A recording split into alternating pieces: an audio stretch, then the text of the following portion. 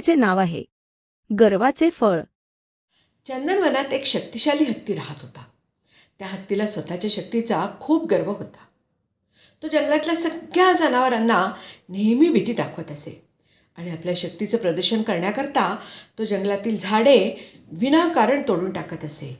लहान झाडी वेली देखील उपटून टाकत असे. एके दिवशी त्या हत्तीने जंगलातल्या सगळ्या पशुपक्ष्यांना त्रास देणे चालू केले होते आणि तेव्हाच अचानक आकाशात वीज चमकली आणि मुसळधार पाऊस पडू लागला. जोराचा पाऊस पडू लागला म्हणून हत्ती एका मोठ्या गुहेत गेला.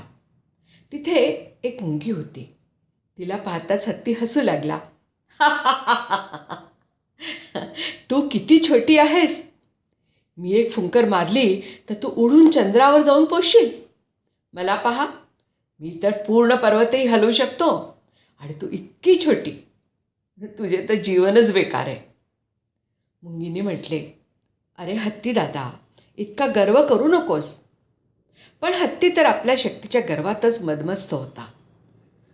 तो मुंगीवर हसत होता आणि आपला पाय आपटून तिला घाबरवत होता. तेवढ्यात धडाम असा जोराचा आवाज आला. हत्ती पाय आपटत होता, त्याच्यामुळे पर्वतावरचा एक मोठा दगड गुहेच्या दाराजवळ येऊन पडला आणि गुहेचे दार बंद झाले. आता हत्ती घाबरला. तो मोठा दगड दूर करण्यासाठी त्याने आपली सगळी शक्ती पणाला लावली, पण तो दगड काही सरकला नाही. मुंगी म्हणाली, पहा, मी लहान म्हणून तू माझी टिंगल करत होतास, पण मी लहान आहे म्हणूनच या गुफेतून जिवंत बाहेर जाऊ शकेन. तू मात्र नाही.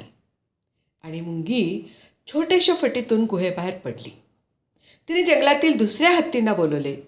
सगळ्या हत्तींनी मिळून गुहेच्या दारावरचा दगड सरकवला आणि हत्तीला बाहेर काढले. हत्तीने गुफेच्या बाहेर येताच मुंगीला धन्यवाद दिले. या घटनेमुळे हत्तीला कळले की सगळ्या प्राण्यांबरोबर मिळून मिसळून राहायला हवे, कुणालाही त्रास देऊ नये.